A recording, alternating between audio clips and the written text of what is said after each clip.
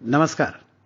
BA part तृतीय वर्ष के विद्यार्थियों का इस वर्चुअल कालांश में स्वागत और अभिनंदन।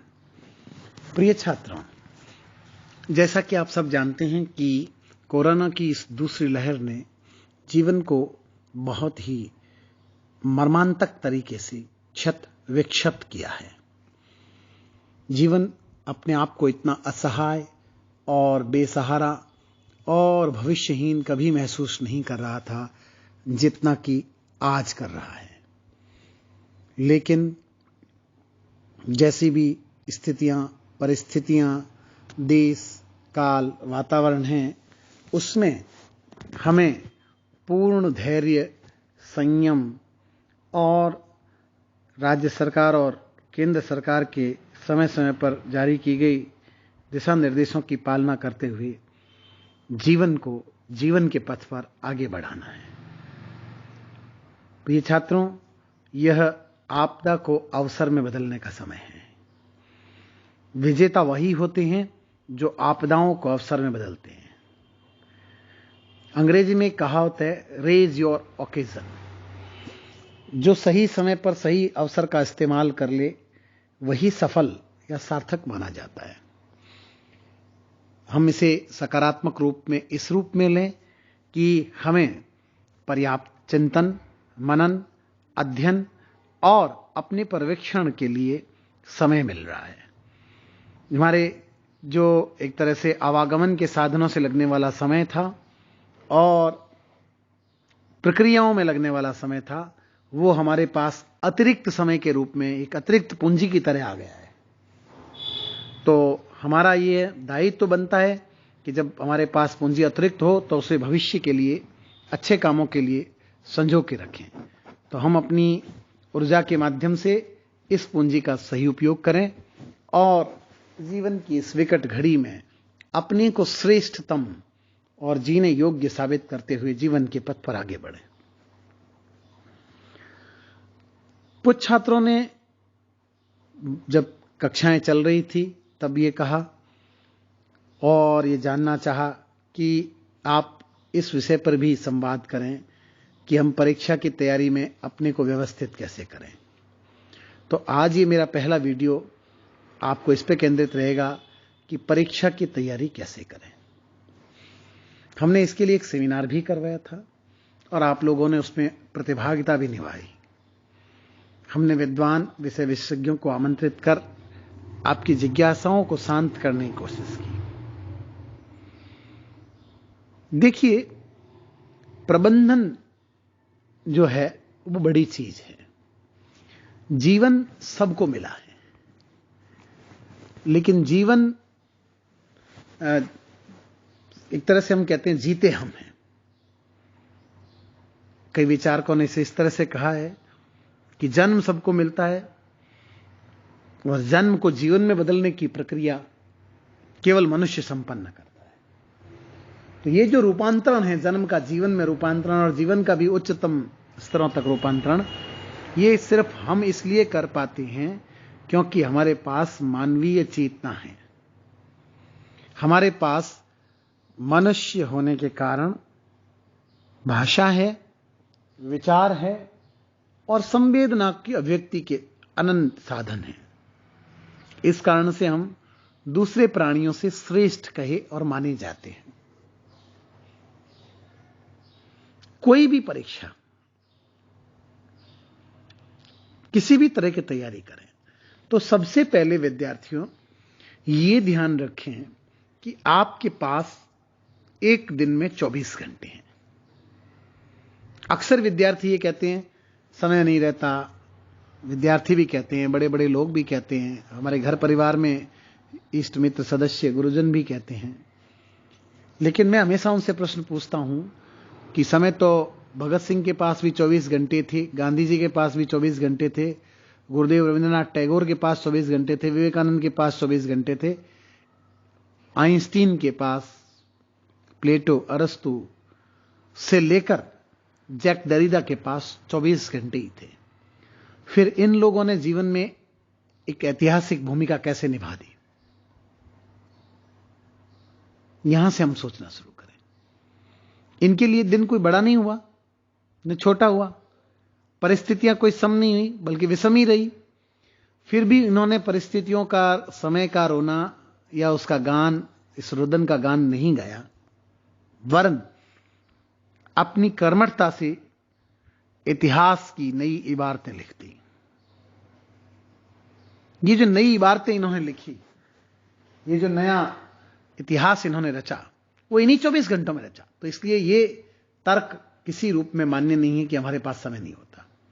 तब प्रश्न उठता है कि फिर हमें क्यों लगता है हमारे पास समय नहीं है, या हम क्यों बड़ा काम नहीं कर पा रहे हैं, क्यों हम बड़े जीवन की ओर उन्मुख नहीं हो पा रहे हैं। तो उसके मूल में दो कारण हैं, एक हमारी जीवन शैली और दूसरा हमारे जीवन के संस्कार। अगर संस्कार और शैली में पर्याप्त सामंजस्य नहीं है तो जीवन बड़े जीवन में रूपांतरित नहीं हो पाएगा। अगर आपको एक बड़े जीवन में रूपांतरित करना है तो अपने जीवन की शैली और संस्कारों में सामंजस्य बिठाना होगा। तो पुनः प्रश्न होता है, शैली क्या है? तो शैली का मान ये है कि आप जीवन को किस तरह, दैनिक जीवन को जी रहे हैं। क्या आपके दैनिक जीवन में समय, अनुशासन, मर्यादाओं, संयम और विवेक का कोई स्थान है या नहीं है? यानी आप दिन में जो भी कर रहे हैं उस काम को कितना विचारपूर्वक कर रहे हैं, या कि पशु की भांति बस कर रहे हैं। उस काम के परिणाम और उसके आपके भविष्य और व्यक्तित्व और चरित्र पर आने वाले प्रभावों के बारे में आपने सोचा ही नहीं। जो लोग ये अक्सर रोना रोते हैं कि समय नहीं है, दरअसल उनमें कुछ करने की उद्दाम आकांक्षा नहीं होती। तो एक सरल मनोविज्ञान है कि ठीक राम, परिवार, समाज, संस्था, क्या करें, कॉलेज चले जाते हैं, समय वहां निकल जाता है, क्या करें, घर में ये ऐसा नहीं होता। निराला मुक्तिबोध, नागार्जुन, ये जो हिंदी के बड़े कवि हैं, और भी आप परंपरा में बड़े कवियों को देखेंगे, कबीर, इनके हालात हमसे ज्यादा बुरे थे। रोटी तक का संघर्ष था। निराला की तो बेटी ही मर गई थी, छातियों में दूध नहीं भर पाया था। सरोज स्मृति गीत लिखकर बेटी को श्रद्धांजलि दी। बहुत से ऐसे लोग हुए। मुक्तिबोध की स्थिति यही रही, जीवन भर किताब पब्लिश नहीं हुई, पहली किताब ही मरने के बाद आई। पर आज साहित्य का इतिहास इनके बिना अधूरा है। क्यों? क्योंकि इन्होंने, इनके मन में एक लगन थी कि चाहे कुछ भी हो, मुझे रोज कुछ न कुछ लिखना है, पढ़ना है, विचार करना है। यह काम इन्होंने नहीं छोड़ा। जीवन की तमाम संगतियों, विसंगतियों, परिस्थितियों, वातावरणों, परिवेशों से जूझते हुए इन्होंने अपने मूल कर्म से कभी हाथ पीछे नहीं हटाया, उस मूल कर्म से मुंह नहीं फेरा। परिणाम आज सामने है कि वे हमारे समय के सर्वश्रेष्ठ सर्जक हैं, बेहतरीन लेखक हैं, जिन्होंने परंपरा को अपने व्यक्तित्व से, अपने कर्म से सींचा। ऐसे लोग दो तरह के होते हैं अपने, खासकर मैं साहित्य और भाषा के इतिहास में कहूं तो एक वो जिनसे भाषा जानी जाती है और एक वो जो भाषा से जाने जाते हैं। जैसे हम अभी किसी सामान्य हिंदी अध्यापक को लें तो इसलिए जाना जाता है कि वो हिंदी का अध्यापक है, लेकिन कबीर को इसलिए जाना जाता है कि वो हिंदी का बड़ा कवि है। तो हिंदी कबीर के नाम से समृद्ध होती है, हिंदी अमीर खुसरो के नाम से संबंधित, मतलब उसकी संपन्नता बढ़ती है। निराला उसकी संपन्नता को बढ़ाते हैं, नागार्जुन बढ़ाते हैं, मुक्तिबोध बढ़ाते हैं, शमशेर बढ़ाते हैं, अज्ञेय बढ़ाते हैं। ये वो नगहीर हैं जिन्होंने अपने कर्म से अपनी भाषा की चमक और उसकी गतिमति सबको सुधारा है। लेकिन अधिकांश ऐसे हैं जिन्हें हम इसलिए जानते हैं कि हिंदी में लिखता है, ये हिंदी में पढ़ाता है, ये हिंदी में ये करता है, तो हिंदी उसकी पहचान का कारण है, हिंदी की पहचान का वे कारण नहीं। ये फर्क मैं आपको इसलिए समझा रहा हूं कि विषम, कठिन या इन परिस्थितियों से किसी चीज का संबंध नहीं है। असली संबंध है आपके अंतरतम में साहित्य, कला, भाषा, संस्कृति के प्रति कितना रागात्मक प्रेम है। अगर है तो फिर कोई ताकत आपको उस क्षेत्र में आगे बढ़ने से रोक नहीं सकती, और अगर नहीं है तो इसी तरह बहाने बनाने से भी कोई रोक नहीं सकता। हम जीवन भर बहाने बनाते हुए चले जाएंगे और कुछ नहीं कर पाएंगे। तो पहला काम यह करें कि मन में एक दृढ़ संकल्प लें कि हमें एक अच्छे विद्यार्थी, अच्छे परीक्षार्थी के रूप में अपने लक्ष्य को पूरा करते हुए जीवन के पथ पर आगे बढ़ना है। दूसरा, शैली को जब सुधारेंगे तो आप ये देखेंगे कि शैली का मतलब है आपकी दैनंदिन चर्या। सुबह समय पर उठना, शरीर को शुद्ध करने के लिए आप जो भी नियमित व्यायाम इत्यादि, प्राणायाम, योग इत्यादि करें। पश्चात समय पे अल्पाहार, आहार लें और पश्चात दिन में अपनी निर्धारित और नियत समय अनुसार अपनी तैयारी करें। और उसमें तीसरी चीज जोड़ें, नियमितता। ये जो जीवनचर्या है उसमें नियमितता बहुत जरूरी है। कोई पूछ सकता है कि नियमितता क्यों जरूरी है?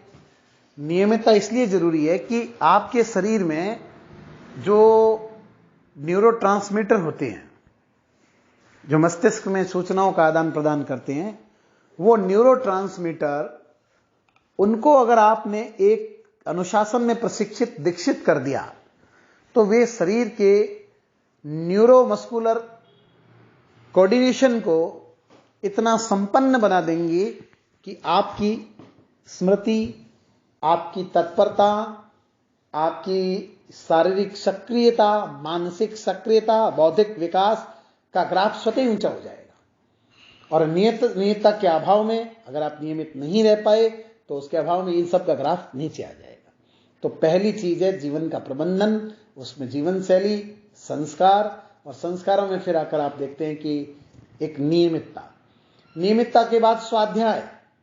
अक्सर छात्र ये मानते हैं कि आज आपने पढ़ा दिया सर, हमने घर जाकर वो आपका लिखाया याद कर लिया था। वो पढ़ाई नहीं है। कक्षा में जो काम करवाया गया या दिया गया उसको हूबहू लिख लेना, याद कर लेना पढ़ाई नहीं है। उस विषय को, उसके अतिरिक्त आपने कितना जाना, ये पढ़ाई है।